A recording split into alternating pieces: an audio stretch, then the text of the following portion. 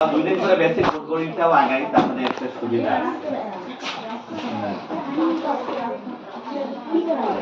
তাহলে এই খাতার পেছনের দিকে দেখো,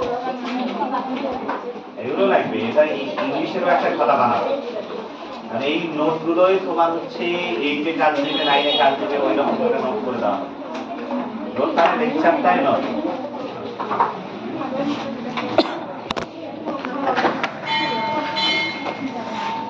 একটা করে আছে, একটা করে হলো কি এখানে এখানে আছে, একটা করে হলেও হবে। শোনো, দুইটা কোথায় আছে আপাতত একটা দাও, আমার বইটা দেখে আসি।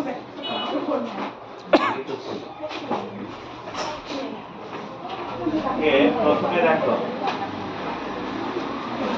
প্রিফেস কোর্সটা, প্রিফেস মুখবন্ধ। ওকে আমরা দেখি সরকার কেন এই বইটা ডিজাইন করছে। আজকে তো এটা ফার্স্ট ক্লাস নাকি, আমরা দেখি preface. Okay write down this one. এটা বাংলা হচ্ছে মুখবন্ধ, এবং সাথে সাথে দেখবেন লিখবেন, এবং ফাঁকে ফাঁকে আমি কিন্তু জিজ্ঞাসা করবো, বানানগুলো মনোযোগ দিয়ে দেখবেন। এখানে আমরা এটাকে দুটো ভাগে ভাগ করতে পারি, ফেস, ঠিক না? তাহলে মুখের আগে এখানে ফেস মানে কি বোঝানো হয়েছে? Main text. আর পি মানে আলিয়াদ আর before. So main text, preface means the main text, the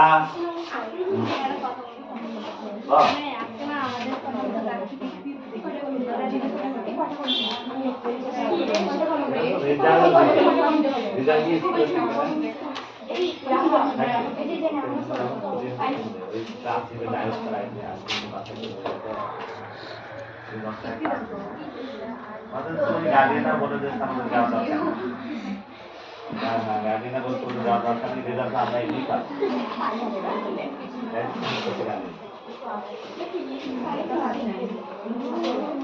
এবার আমরা দেখো, that's what is preface, the text before the main text. Again, the text before the main text.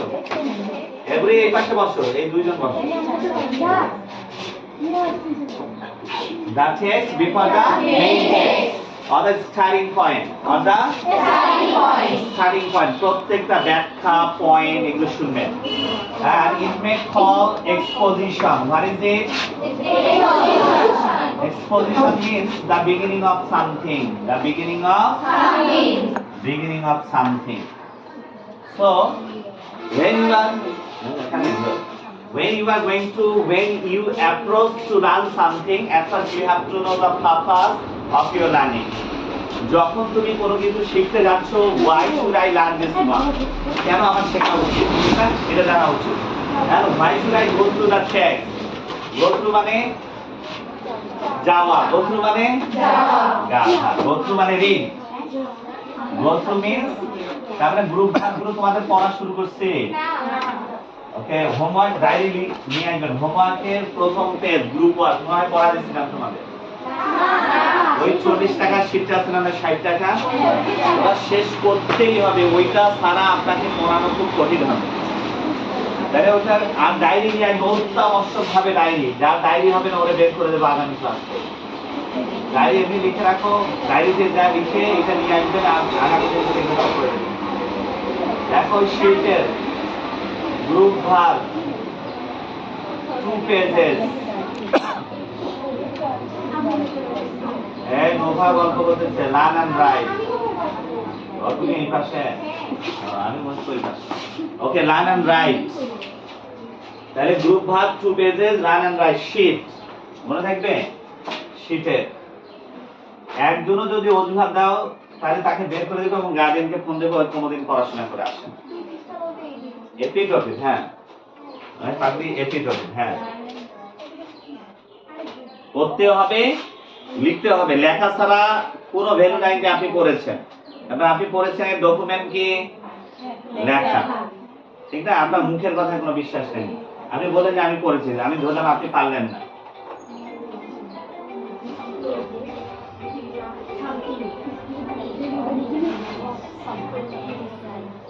আসসালামু আলাইকুম। এই যে ক্যাম্পাসে আসছো নাকি?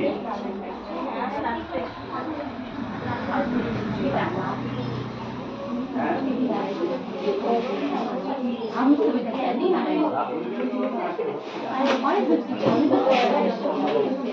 অনেক সবাই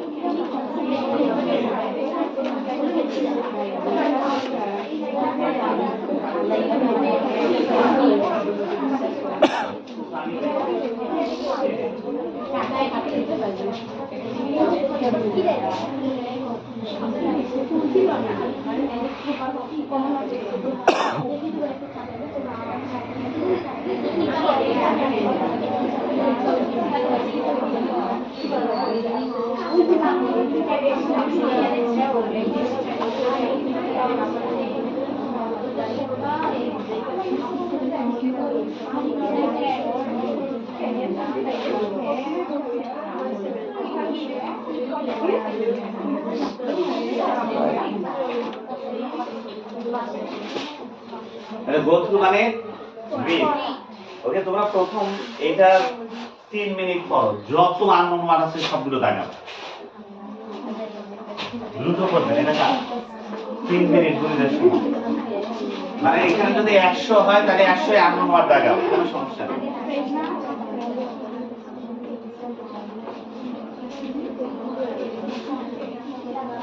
সামান্য সন্দেহ হলেও দাগাইতে হবে।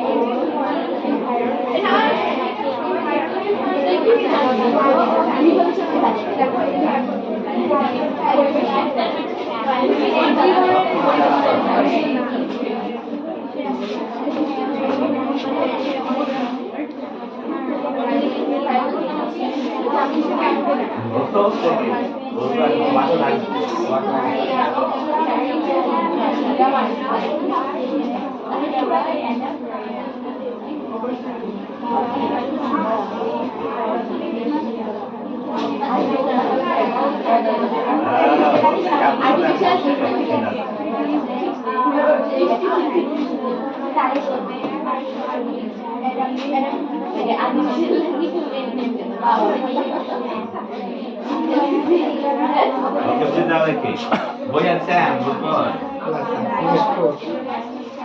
কি আনন্দ বেশি অনেকগুলো না তার মানে আমরা যদি প্রথম পেজটাও পড়ি এখানে হিউজ পরিমাণে আপনি ভোক্যাব বা ডিকশন আপনি শিখতে পারবেন এই বাবা এখানে লক্ষ্য করো এক্সপোজিশন কি এগুলো লিখছো এবার একটা জিনিস দেখো এক্সপোজিশন নিয়ে হয় শেখানো হয়েছে এটা একটা কি এমনি আমরা বলি ট্রায়াঙ্গেল বা ত্রিভুজ নাকি ট্রায়াঙ্গেল হলো কারণ ট্রাই মানে তিন অ্যাঙ্গেল মানে কোণ তিন কোণ যায় নাকি ওকে ইংলিশ লিটারেচারের ক্ষেত্রে এটা তোমাদের বইটা দুটো জিনিস দিয়ে এখানে ল্যাঙ্গুয়েজ এন্ড লিটারেচার বইটা আগে জানতে হবে কি দিয়ে তৈরি পুরো বইটা তোমার সাজানো হয়েছে দুটো জিনিস দিয়ে একটা হচ্ছে ল্যাঙ্গুয়েজ আর লিটারেচার মানে লিটারেচার আমরা কিন্তু ম্যাক্সিমাম শিক্ষিত মানুষও বলি লিটারেচার বলে কিন্তু ইংলিশে কি হবে বাংলায় বলতে বলবে সাহিত্য আর ইংলিশে বলে থাকে লিটারেচার বলতে হবে কিন্তু লিটারেচার বলা যাবে ঠিক আছে তাহলে ল্যাঙ্গুয়েজ আর লিটারেচার তো যে কোনো জিনিস আপনার নাটক উপন্যাস গল্প অর্থাৎ পোয়েট্রি হতে পারে নভেল হতে পারে এগুলো তোমাদের ওই 40 টাকার শীটটাই দেখবে যে আসে 60 টাকার শীটটা ঠিক না দেখছো ওকে লিখে 70 টাকা বলবে তোমরা আন্দোলন করবে না আমরা এতগুলো নেই কম নিবে লিটারেরি টার্মস এবং লিঙ্গুইস্টিক টার্মের ওখানে দেখবে লিটারেরি এবং লিঙ্গুইস্টিক টার্মের একটা শীট আছে দেখছো উল্টা গেছো দেখোই নাই ওকে ওখানে দেখবা যে এরকম অনেকগুলো টার্মস আছে তার মানে বুঝতে হবে তোমরা ম্যাক্সিমামে কেন নাই বলতো কতজন কিনছে হাত দেখাও তো রমজান মাস পেলে এমনি হাত তোলো না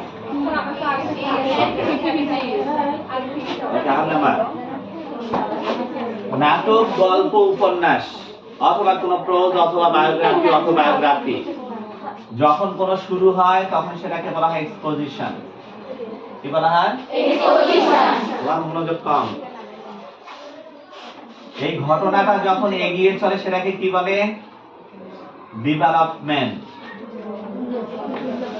ধরেন বাংলা সিনেমায় আমরা শুরু করি বাংলা সিনেমার শুরুতে কি হয় যে নায়ক অথবা নায়িকা ছোট থাকে নায়কের বাবা মা বড় থাকে মিশা সদাগর জ্যাঠা নায়কের বাপকে হত্যা করে তারপর নায়কের বাবা মরতে মরতে বলে যে তুমি আমার ছেলেকে নিয়ে পালাও ওর মা পালিয়ে যায় হয়তো পাহাড় অথবা কোনো বস্তিতে আশ্রয় নেয় ওখানে নায়ক আস্তে আস্তে বড় হতে থাকে নাকি তারপরে 18-20 বছর হলে দেখা যায় কলেজে গেছে একজন সাইকেল নিয়ে এবং এর ইতোমধ্যে নায়িকাও একদিন হচ্ছে প্রাইভেট কার নিয়ে আসছে যেদিন প্রথম কলেজের প্রথম দিনে দেখা যায় সাইকেলের সাথে প্রাইভেট কার ধাক্কা খেয়ে পড়ে গেছে এখন নায়িকা বের হয়ে বলতেছে গরিবের বেটা না বাচ্চা চোখে পড়ে না এটা যে এত দামি গাড়ি সাথে তুই লাগাই দিলি আমার মাইক্রো ভাঙি ফেললি নাকি তারপরে দেখা যায় ওদের ঝগড়াঝাটি হয় এরপর ওর উপর ক্ষোভ থাকে ভিলেন থেকে রানী নায়ককে পেটাইতে চায় এও ভালো মতো সাহায্য করে ভিলেনদের এরপর দ্বন্দ্ব সংঘাতের মাধ্যমে এগিয়ে চলে একটা সময় প্রেম হয় পরে দেখা যায় এই নায়িকা হচ্ছে মিশা সদাগর জ্যাঠার বাবা মানে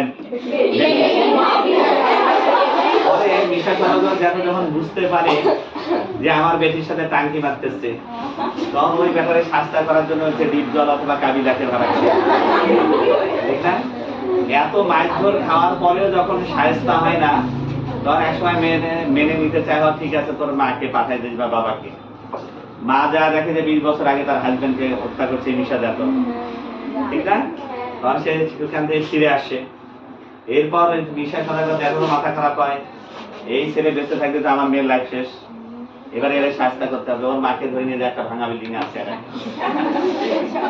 এরপর নায়ককে বলে 1 ঘন্টার মধ্যে নায়ককে তোর মায়ের মাথার খুলি উঠে দেবো এও কি করে ধরেন একটা ভাঙা সাইকেল বা ভাঙা উঠে নিয়ে 3 হাত মোটা একটা দেয়াল ভেঙে ভিতরে ঢোকে তখন কি বলে তোর একদিন কি আমার 7 দিন ঠিক না পিস্তল মাথায় ঠেকাই ছিল এরপর সামহাও মারামারি হয় পুলিশ কিন্তু দরজার সাইডে পালে আর মানে সাইডে ছিল সিগারেট খাচ্ছিল যে তোরা মারামারি কর তারপর আমরা ঢুকবো এরপর মারামারি খেয়ে যখন গড়াগড়ি করে তখন পুলিশ এসে ঢুকে বলে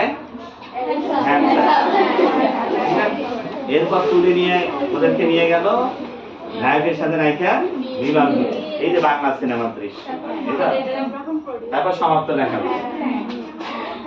এই যে সিনেমাটা যে শুরু হলো, এই শুরু হওয়াটাকে বলা হয় এক্সপোজিশন। কি বলা হয়? এক্সপোজিশন। এরপরে এই যে দ্বন্দ্ব, সংঘাত, প্রেম, বিরহ, ভালোবাসার মধ্য দিয়ে যে সিনেমাটা এগিয়ে চললো, সেটাকে বলা হয় ডেভেলপমেন্ট। এবার নায়কের মাকে নিয়ে যায় যে ভাঙা বিল্ডিং এ আটকে রাখছে মিশা জাটো, মাথায় পিস্তল ধরে, সেটাকে বলা হয় ক্লাইম্যাক্স। কি বলা হয়?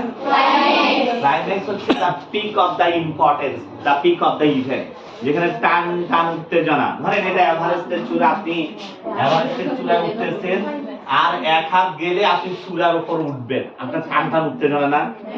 আর যেই এখানে উপরে উঠবেন, ইয়ে আলী করবেন, আমি জিতেছি, হুররে আমি জিতেছি, রাইট? ওকে, এটা বলবেন টান টান উত্তেজনা। তার মানে ওখানে উঠে আপনি কি চিল্লাইতেই থাকবেন, কিছুক্ষণ ধরে আমি জিতেছি, আমি জিতেছি, নামিয়ে আসবেন না আপনি? এই যে নামিয়ে আসাটাকে বলা হয় ফলিং। ওই যে নায়কের সাথে যে ভিলেনের ওখানে মারামারি শুরু হলো, পুলিশ দরজার সাইডে দাঁড়িয়ে বসে সিগারেট খাচ্ছিল, যে সিগারেটটা শেষ হোক তারপর ঢুকবো এখন, ঠিক না? এই যে মারামারিটা শেষে যে শেষ হয়, এটাকে বলা হয় দিনুমা। কি উচ্চারণ বলো তো? দিনুমা মানে হচ্ছে কনক্লুশন, মানে উপসংহার। কথা বুঝছো? মেন কে মা বলতেছে না, দিনুমা। কথা বুঝছো? অথবা দিনুমেন, এটা দিনুমা অথবা মানে কনক্লুশন, উপসংহার। অর্থাৎ যখন কোন সিনেমা বা দৃশ্য শুরু হবে, সেটাকে বলা হবে exposition.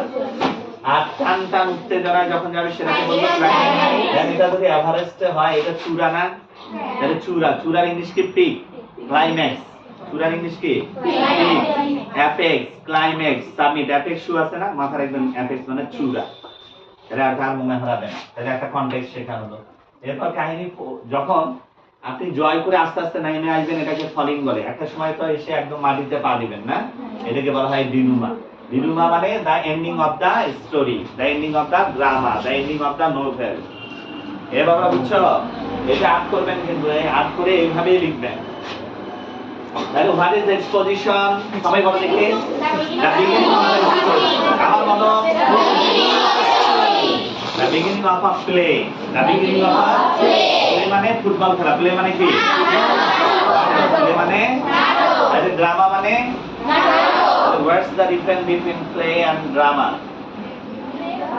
Play is a piece of drama. এক খণ্ড, ছোট একটা নাটক। আর অনেকগুলো নাটক মিলে হয় ড্রামা। যেমন কবিতা আর কাব্য, কাব্যগ্রন্থ মানে কি? একটা কবিতা থাকে ওখানে, অনেকগুলো কবিতা। ওই অনেকগুলো কবিতা থেকে একটা নিলে হয় পয়েম, আর অনেকগুলো পয়েম একসাথে হয় পোয়েট্রি। মনে থাকবে? ওকে, তার মানে আমরা ওটাও লিখতেছি। এটা লিখছো?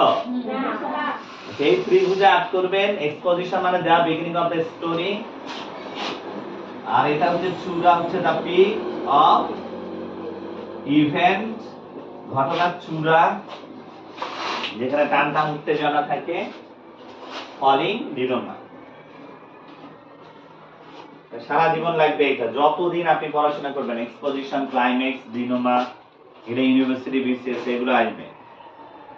দিনুমা বানানটা দেখেন, DENOUE, ওয়ের উচ্চারণ হবে না।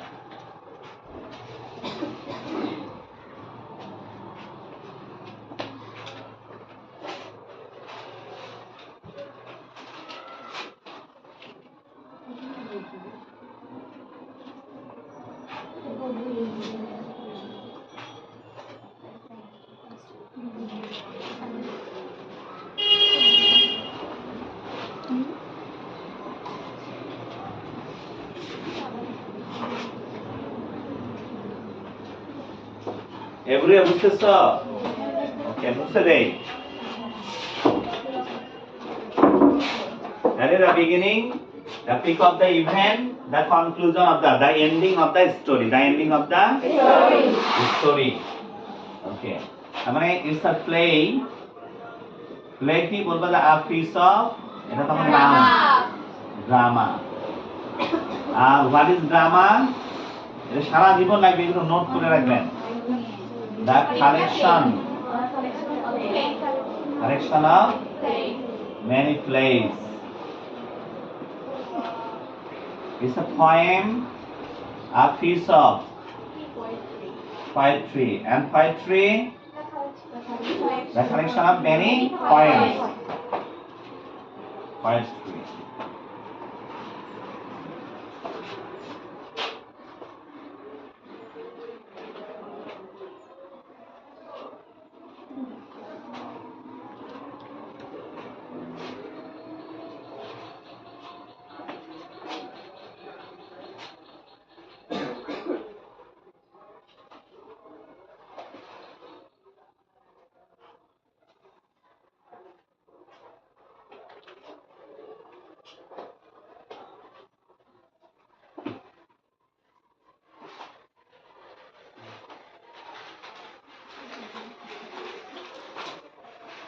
পড়া বুঝতেছ বুড়িরা? এগুলো দিনের পড়া দিনে এবং বাসায় যাই খাতাগুলো কি করতে হবে, রেখে দিতে হবে, পড়তে হবে, পরে এখানে আসতে হবে এবং এখানে এসে কিন্তু খাতা বন্ধ থাকবে। আমি প্রশ্ন করবো যে আপনারা উত্তর দেন কি, যারা যারা দিবে তারা থাকবে।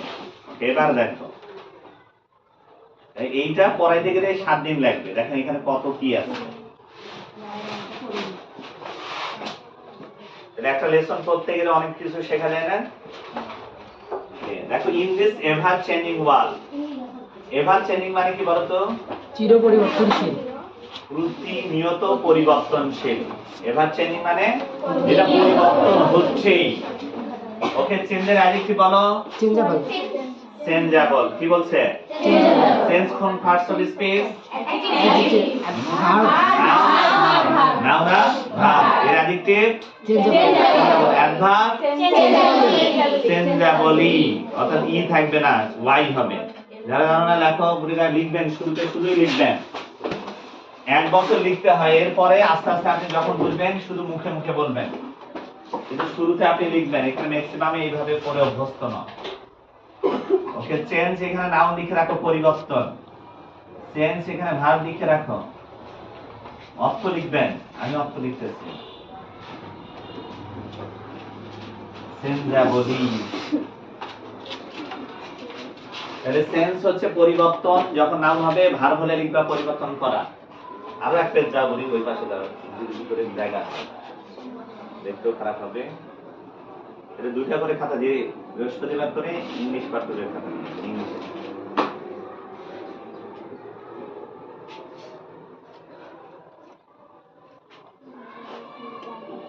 তাহলে বুঝলে পরিবর্তন, পরিবর্তন করা, পরিবর্তনশীল, পরিবর্তনশীল ভাবে।